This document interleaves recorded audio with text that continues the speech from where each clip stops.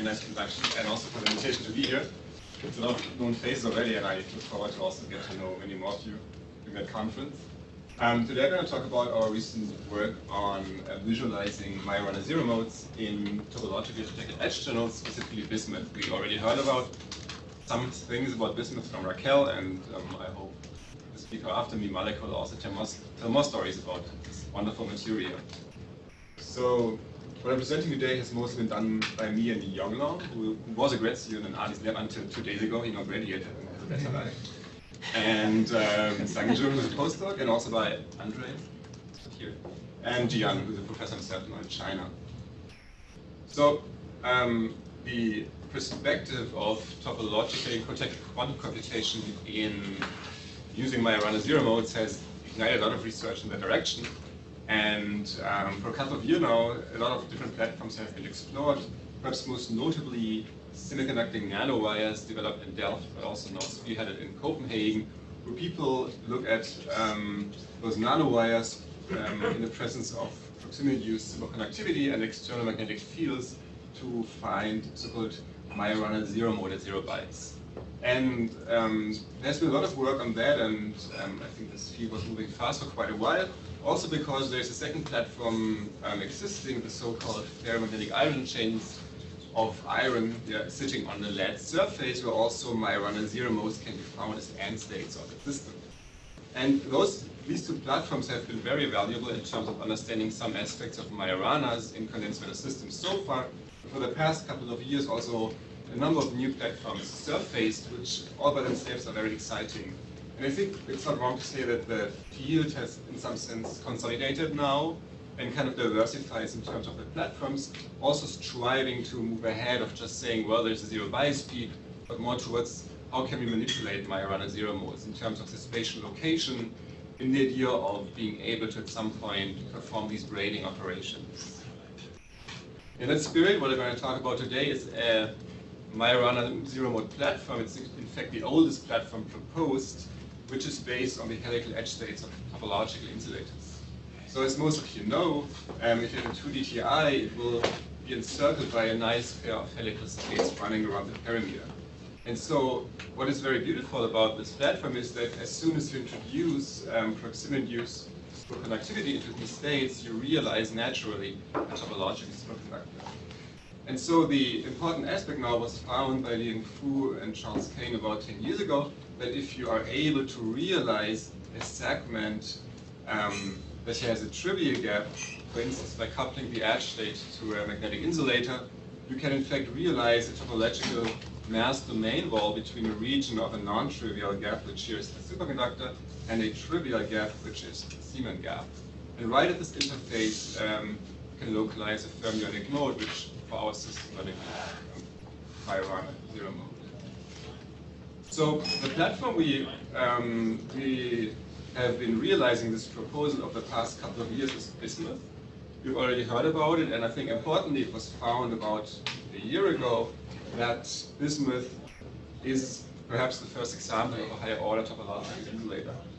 And as we've already seen, instead of just having a, let's say, 1D edge state running around a 2D TI bulk, for a 3D bulk, the edge state is going to run around the hinges. And there has been now this joint paper by Princeton Strick and also people in Paris where one could see that both the theory and also experiments line up very nicely in terms of finding such an edge state on every other edge of the surface of bismuth 111. To realize the Fu and Kane model, what we have been doing now is growing thin films of bismuth 111 on top of niobium, which is a bulk superconductor, and which we want to use to introduce proximity-induced superconductivity into the hinge states. So what you can see here is a topography which was recorded by means of scanning tunneling microscopy. Just as a brief introduction, because you're going to see much more STM data today, which is great. What happens here is you have a metallic needle-like tip scanning all along the surface, and you basically capitalize on the quantum mechanical tunnel effect to get a sense of the distance between your tip and sample. And as you scan around, you can basically resolve the atomic scale topography of your sample, and this is how this picture was done. And what you can see here now, importantly, is that bismuth grows in very nice flat terraces on top of the superconductor, and also grows, as you can see here, by this triangular arrangement in a 1-1-1 phase, which is the phase we need to perform our experiment.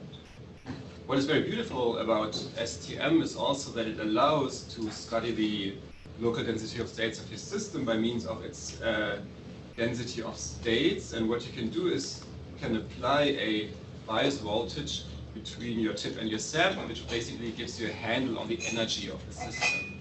And so when you study now basically the differential conductance of your tunnel junction as a function of this bias voltage, you can access the energy resolved local density of states, which is very powerful. And when you run such an experiment now on our beautiful bismuth sample, and let's say put your tip on one of those edges, which we now call A edge, you can in fact see the emergence of a very localized P, which is very typical for a one-dimensional edge state. And if you now move your tip further to the second edge, which is not supposed to have an edge state, you can see that this is more kind of like a broadened spectrum without this very dominant peak. And so this is very consistent with the previous study I've been talking about, and also basically the first discovery of those topological edge states in bismuth by our group about 5 years ago. Now the important part comes here, that we can also visualize the 1D character of this state, but basically mapping out this local density of states as a function of the spatial position of the STM tip. And as you can see, every second edge here basically lights up a nice red, very comparable to what you've seen before. Importantly now, to realize the K model here is not only to have a hinge state, but to make it superconducting. And so what I show you here now is another experiment where we basically zoom in onto such an A edge and take a spectroscopic line cut along the edge. What we do here is we move the tip along the edge and record the differential tunnel conductance as a function of the tip position and the applied bias voltage or energy. And so what you can see here now is a very nice particle in a box behavior of a 1D system, which basically illustrates this nice 1D character of our band structure of the edge state. And importantly, if you look closer at energy, you can see the evolution of a very sharp gap cutting right through the lower kind of pocket of this 1D edge state. You can also now take a vertical line cut here and plot it as a function of the energy. And as you can see, we can extract a very nice superconducting gap that can even describe by means of BCS theory. And what is very important here is that we find that the gap we extract on the hinge state is approximately of the same size as that we can find on the bare niobium substrate, which illustrates that the proximity effect into the hinge state is very, very strong. Lastly, what is missing to making Majorana is like a cooking recipe, right? You need a few ingredients put together and have a nice dish. So for us to make it very tasty, we need magnetism. And the way we get this is basically a bit kind of supported by our instrumentation in the way that we can evaporate in our environment individual magnetic atoms onto the surface. And by applying a little thermal heat, the atoms start to walk around and form clusters. And for us, luckily, those clusters tend to adsorb at the interface between A and B edge, where they naturally adsorb at places where they can basically induce those magnetic gaps into the hinge state. If we zoom into that system, we can see now a typical cluster shown here. They typically, as I said, sit at the end of this A-B edge corner and are a few angstroms high. What we've been doing now to characterize these clusters and make sure they're actually magnetic is to perform spin-polarized STM experiments. And the way this works is that you use a magnetic STM tip and now study the tunnel conductance between your tip and your sample.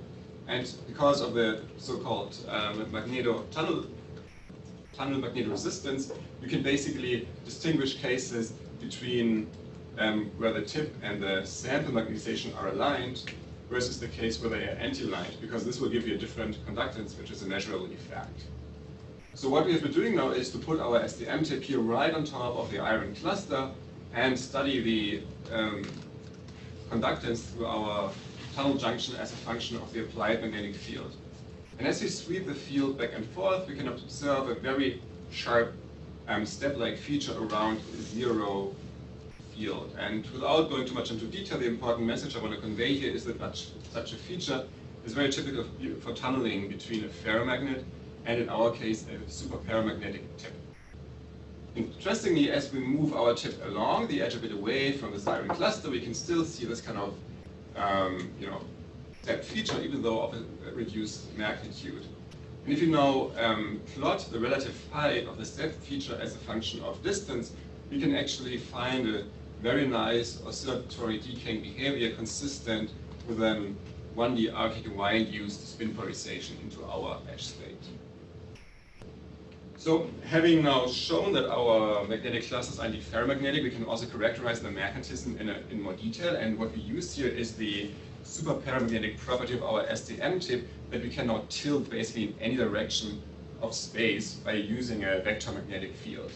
And what I'll show you here now is, for instance, an example where we tilt the STM polarization along the edge, which is the x direction, in like plus x and minus x, and in each case record the height, which is different because of the tunneling effect, the magneto-tunneling effect I was talking about. We can now basically do this for all three directions, x, y, z, and use that to reconstruct the magnetization vector of our iron clusters. And we have done this for a different number of clusters, and what we have found is that all of them are ferromagnetic, however, with a different distribution of magnetic amplitudes. And this will have big ramifications later. Now that we have cooked our dish, let's see how it tastes. And so basically here we see now an iron cluster, zooming onto such an iron cluster at an A edge end, and we want to look now whether indeed this interfacial zero bias peak exists right at the interface between the superconducting hinge state and this ferromagnetic cluster. And what you can see here now is the result of a spectroscopic line cut taken along the white dashed line. And while our STM tip is sitting on the hinge state, we can see a well-developed superconducting gap, but as soon as we approach the interface of the cluster hinge state with the cluster, we can indeed observe the evolution of a very sharp zero bias peak as you would expect for the system. And now as we move on to the cluster, maybe it's best seen here, the zero bias peak basically vanishes and a pair of finite energy states, so-called Shiba states, emerge. Those Shiba states are very typical for systems where basically magnetic moments interact with a superconducting condensate. Just as a background information here. To confirm the localized character of the zero bias peak, we can also now plot the zero bias conductance along this line, which is shown here in red. And as you can see, the zero bias conductance really peaks right at the interface in a kind of localized way between the iron cluster and the hinge state. How many atoms are in this iron island? So usually those islands are between 3 and 5 nanometers long. We can't really resolve the atomic structure. It's just because I guess they sitting too closely packed, given the orbital structure they have. So if you then you say you move from blue to green to red. So this means how many atoms are you? So what's the atomic distance of this? So here's the atom length. So there should be one atom apart, or? Well, I mean, it's hard for us to tell the atomic lattices for the iron cluster, but for instance, bismuth is about 4.5 angstrom. So if you take this as a length kind of a system, you can see that perhaps here we look at what is that, like 5 to 10 unit cells or something.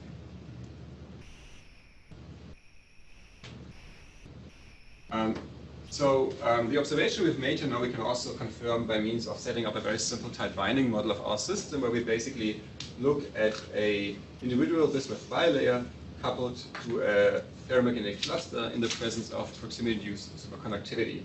And then we can solve for the eigenstates of the system and calculate the result of an STM experiment that you would take when your tip moves all along the hinge state of such an A and B edge. The result is shown here. Now.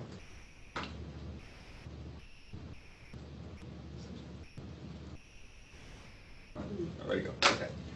The result is shown here. So when your tip, let's say, is far away from the interface on the A edge, you can see, in fact, the existence of a nice superconducting gap. And as you move to the interface, also the calculations here show this nicely localized zero bias peak, whereas on the cluster itself, you find this so-called finite energy Shiba state. So this matches all very nicely our measurements. And what is also interesting here is that the second interface we do not observe in the calculations the zero bias peak. It's just kind of a smeared out feature around zero bias. And for a reason that is kind of obvious, because the the hinge state, as it basically dives down at this AB corner into the bulk, hybridizes with the bulk states of bismuth. And for that reason, it basically leaves very little spectral weight localized on the edge. And since the Majorana zero mode itself emerges out of the normal density of states, also the Majorana zero mode will localize with only very little spectral weight at this interface. And this is actually something we can confirm by our experiments. Here's like another cluster at an A kinky edge interface. And while the upper end, as we've seen before, shows zero bias peak, the lower end does not. It just basically shows some finite gap filling. You can now basically subtract this gap filling from the superconducting gap to get a sense of the spectral character of this gap filling. It's just basically purple minus white. And what we can see is that this kind of additional gap filling we observe here is somewhat reminiscent of what the theory kind of tells you for such a broadened out state. So with this and many other experiments, we have confirmed that the zero bias peak is a very robust feature indeed for us to observe in our experiment. We've done a lot of sanity checks to exclude that this is just an accidental zero bias peak. But the question is, how can we actually provide evidence that this is a Majorana zero mode and not just any other trivial zero bias feature?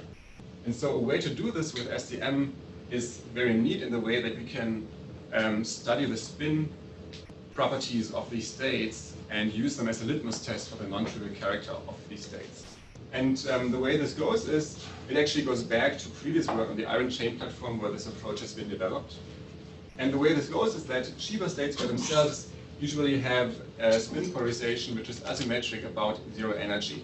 That means that a Shiba state at positive energy will have the opposite spin contrast of its partner at negative energy. And so if you now move two Shiba states basically to zero energy, obviously they're going to overlap to form a trivial zero mode, but the spin contrast cancels. This means, on the other hand, that if you observe a zero bias peak with a finite spin contrast, this immediately gives you experimental evidence that's non-trivial in nature. And what we have done now here is first to measure the spin contrast of a Shiba state on top of the cluster, which is shown here. And as you can see, it shows the somewhat asymmetric behavior I've been just describing. However, now if we go to the interface of the hinge state with the iron cluster where the zero bias peak exists, you can see that doing a measurement with a spin up polarized tip and a spin down polarized tip indeed shows a strong difference, which manifests in a large spin contrast of about 12%.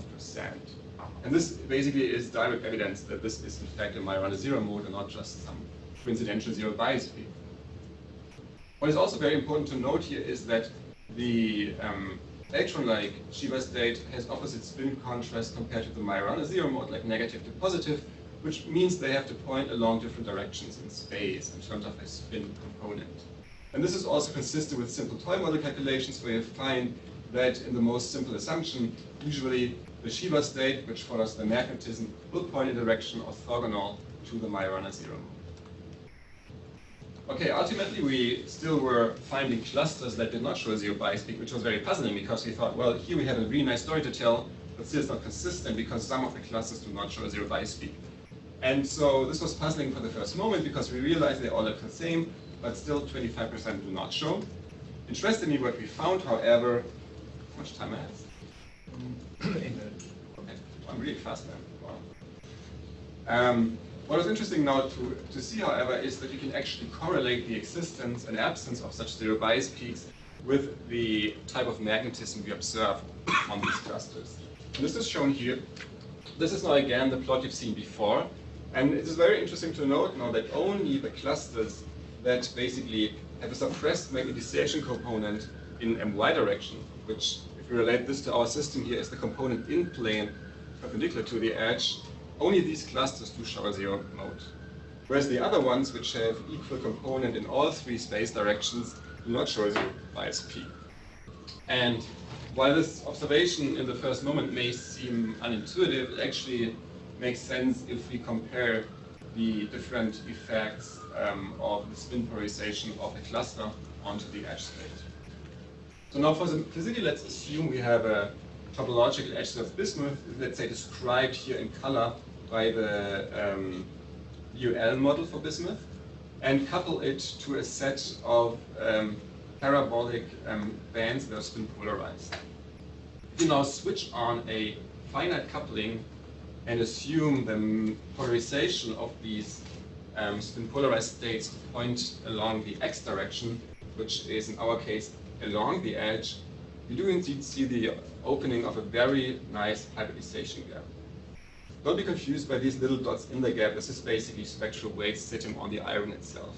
So this is what you see here, like in point size and color, is basically the spectral weight of the hinge state, whereas what remains here is basically the spectral weight from the iron states in the calculation.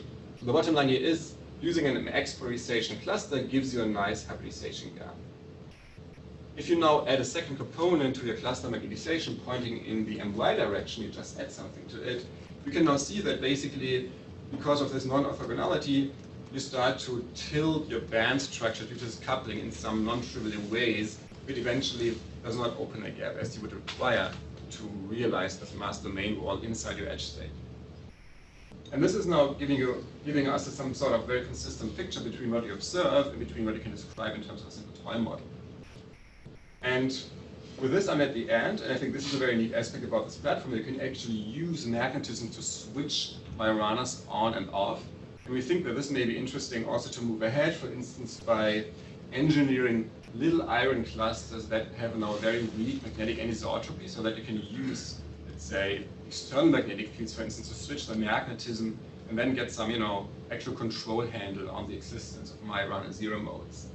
I think that's one direction we want to pursue, but I think what is even nicer about this entire bismuth platform, I think I want to highlight this here very carefully, is that this is not a pure SDM platform like, you have perhaps seen previously on the iron chain platform, which is a pure SDM experiment, right? But bismuth here has already been found to be integrated, shown here in brown color, as nanowires into transport experiments. And this actually goes back also to the last year paper of the higher order topology, which was partially in collaboration with the people from Paris doing these device type of experiments.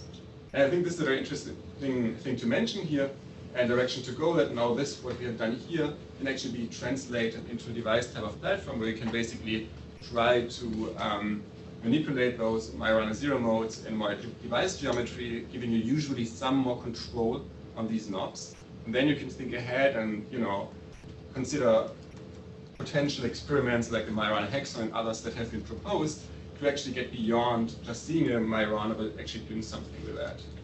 And because of that, I'm a big fan of bismuth. And attention, please. This is your building fire life safety director. We're conducting a test of the building's alarm system. Please disregard any alarms that you may hear or see. This is only a test. Once again, we're conducting a test of the building's fire alarm system. Please disregard any and all alarms that you may hear or see. This is only a test. Okay. Sorry about that. Oh, that's fine. Anyway, so again, let me just repeat this. I think bismuth, we have seen from Raquel, is really cool. I hope this convinced you as well that there's cool stuff happening with bismuth, and I can see a lot of more things going to happen if people continue these experiments and hopefully find more Majorana physics. Yes, in bismuth nanowires, and with them at the end, and thank you for your attention.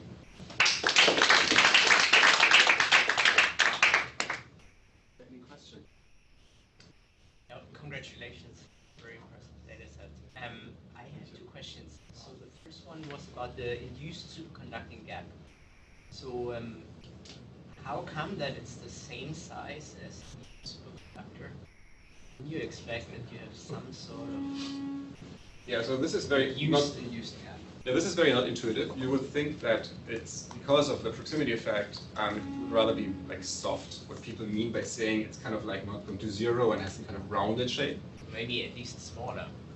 Yeah, so, I like to speculate, and always Ali thinks I'm getting ahead of myself when I say this is because of it being a hinge state, because, it goes down to the bulk, and because it's a very thin film of perhaps only, in our case, 20 to 30 angstrom, depending on how thick we grow.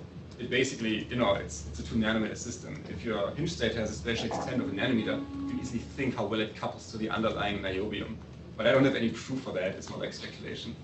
Other than that, usually you can say, well, proximity effect strongly depends on the Fermi surfaces of your participating materials. And in that case, you can say, well, you have apparently a good match between your hinge state Fermi surface and the underlying niobium. But since we don't have a good idea about the band structure of bismuth by itself, it's hard to get quantitative on that end. Second question is about the energetics of the edge states. So in the previous slides, I think you showed that there are the unoccupied states, right? Yeah. Does that matter for anything? Absolutely. That's something which I did not highlight, but it's a very good point you mentioned, because when you think about proximity effect, you mean pairing, superconducting pairing in a state, you need charges to do that, right? This state I've been highlighting here is basically the highest energy whole pocket of this edge state, way above Fermi energy. So obviously in this state, there's no charge to be paired. So what you need is basically parts of the edge state band structure that exist across Fermi edge and also cross Fermi energy, right? Only in that case you can actually pair charges in the edge state. And so this is in fact the case here. So these features you see here, I don't have the data right now, but I can show you later. We have more data here basically showing that this is some sort of hole type pocket. And here we have an electron type pocket, which is obvious from the next slide here, right? So you can see this kind of Hardinger box-like behavior with an onset at -8 millivolts, which basically crosses Fermi energy and matches the requirement of having an occupied state to be paired. But you can see it's a very narrow window, so it's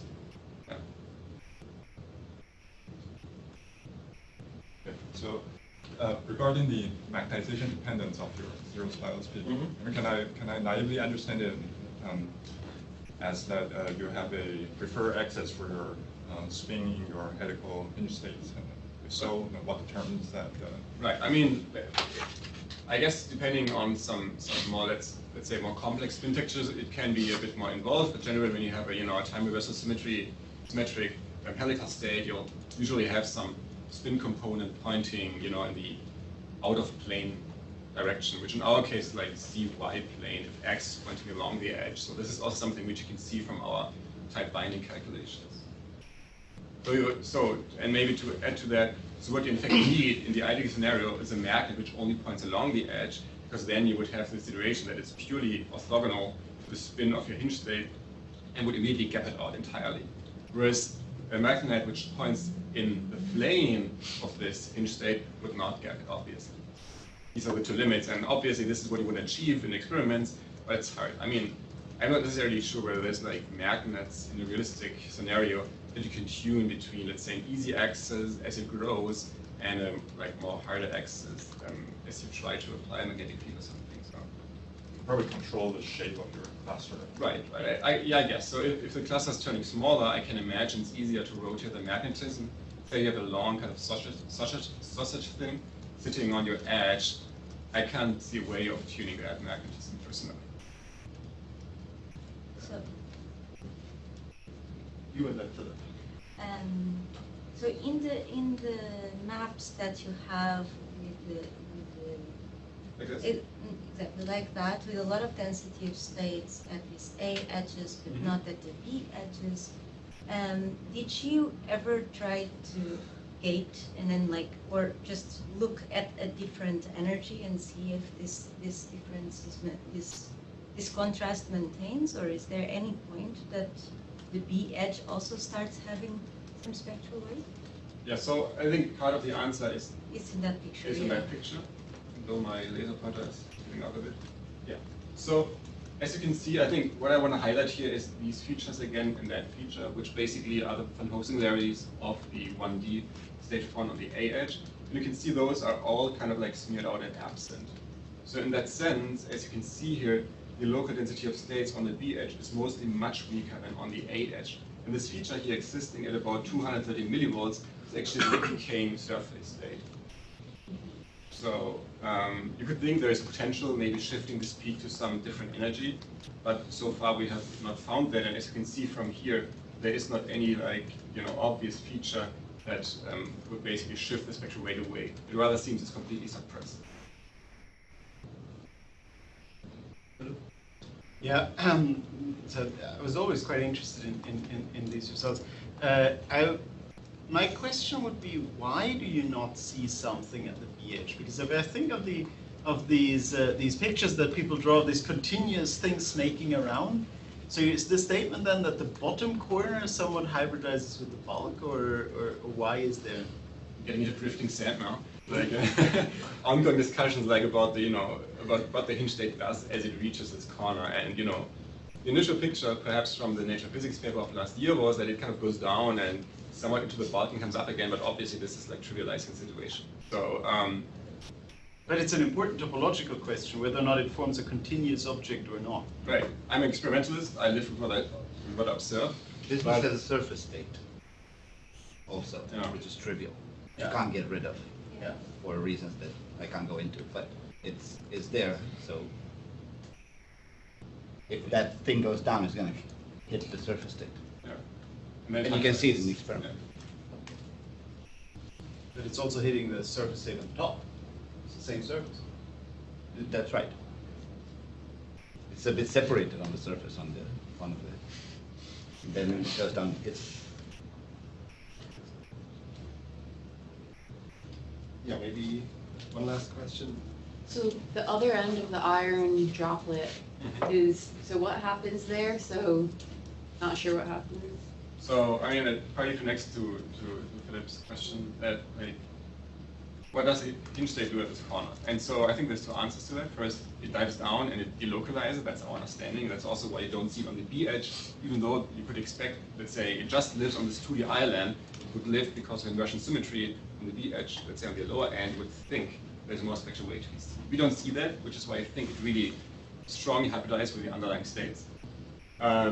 And B, we can manipulate the position of these iron droplets. Yeah. So ideal scenario we dream of is that these guys start to cluster right on top of an A edge so that there will be two Majoranas left and right.